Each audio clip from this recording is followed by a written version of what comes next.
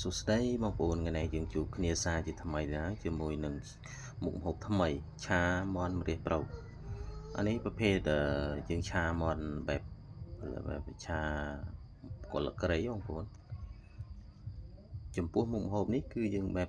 ងាយបងប្អូនយើងអាចធ្វើជាម្ហូបញ៉ាំបាយក៏បានម្ហូបបែបគ្រឿងក្លែមត្រជាក់ក៏បានបងប្អូនណា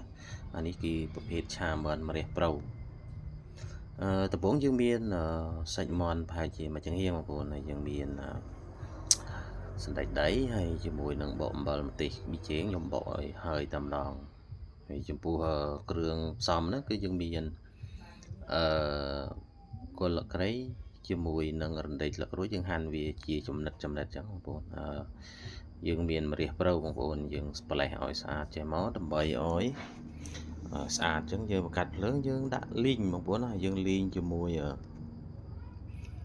គល់ស្លឹកគ្រៃសិនបងប្អូនដើម្បីឲ្យមានរសជាតិឈ្ងុយរសជាតិ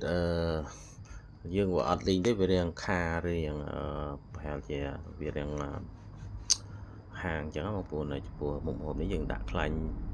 ប្រេងឆាហ្នឹងតិចទៅយើងច្បល់វាឲ្យវាចូលជាតិចឹងបងប្អូនចំពោះមុខម្ហូបនេះគឺងាយបងប្អូនធ្វើនៅផ្ទះបងប្អូនយើងធ្វើបែបបុរាណមុខម្ហូបនេះគឺយើងធ្វើតាំងពីបែបស្រុកស្រែបងប្អូនមិនមែនជាមុខម្ហូបបែបទំនើបចិនទេបងប្អូនយើងលេងទុកឲ្យយើងទុកវាដួសវាទុកសិនយើងមកបំពងជាមួយនឹងម្ទេសបកអំបិលម្ទេសជាមួយនឹងខ្ទឹមបងប្អូនយើងដាក់ជាមួយស្ករប៊ីចេងហើយយើងលេងឲ្យវាខ្លោចឲ្យវាឈ្ងុយចឹងបងប្អូនយើងដាក់សាច់ចូលហើយសាច់មាន់យើងជ្រើសយកមាន់ស្រែចឹងរសជាតិដឹងឲ្យអេមបងប្អូនហើយនេះដើម្បីឲ្យវាដាក់ប្រេងខ្យងបន្តិចមកជាមួយនឹងទឹកត្រីឬក៏ប្រភេទគ្រឿងផ្សំយើងដាក់ទៅយើងមានអីណាចំពោះមុខម្ហូបនេះយើងជាប្រភេទឆាបងប្អូនឆាបែបលីងគល់ក្រៃអញ្ចឹងហ្នឹងយើងអត់ប្រើជាមួយនឹងម្ជូរទេយើងដាក់តែឆាធម្មតាអញ្ចឹងឆាម្រះប្រូវនិយាយចំទៅគឺឆាម្រះប្រូវឆាទាល់តែដាច់ទឹកអញ្ចឹងបងប្អូនយើងដាច់ឲ្យវាម៉ត់អញ្ចឹងយើងនឹងដាក់គល់ក្រៃជាមួយរំដេងស្លឹកក្រូចហ្នឹងគឺចូលបងប្អូនណាហើយយើងច្បល់វាឲ្យវាម៉ត់អញ្ចឹងឲ្យទុកវាមកខាសដាច់ទឹកទៀតឲ្យវាក្រៀមបងប្អូនណា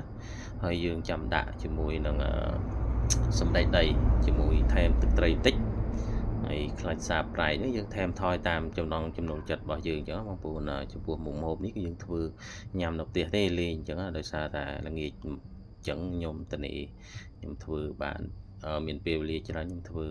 ហើយមុខម្ហូបនេះគឺរួចហើយបងប្អូនយើងដាក់តម្រះប្រូវមកចុងក្រោយគឺយើងអាចបានហូប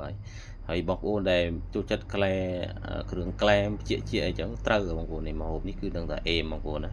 នេះត្រូវជាមួយប៊ីជាមួយត្នោតជូរជាមួយស្រាក៏បានដែរនេះគឺរសជាតិអេមហើយបងប្អូនដួសដាក់ចានផ្លឹបមកយើងដាក់ជាមួយប៊ីជា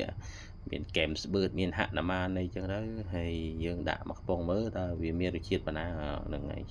ឃើញនៅស្រក់ទៅមកតក់ឲ្យជាមួយហាក់ណាម៉ានជាអញ្ចឹងបងប្អូនហ្នឹងហើយបងប្អូនជួយ like ជួយ share ម្នាក់មួយផងអរគុណជួបគ្នានៅ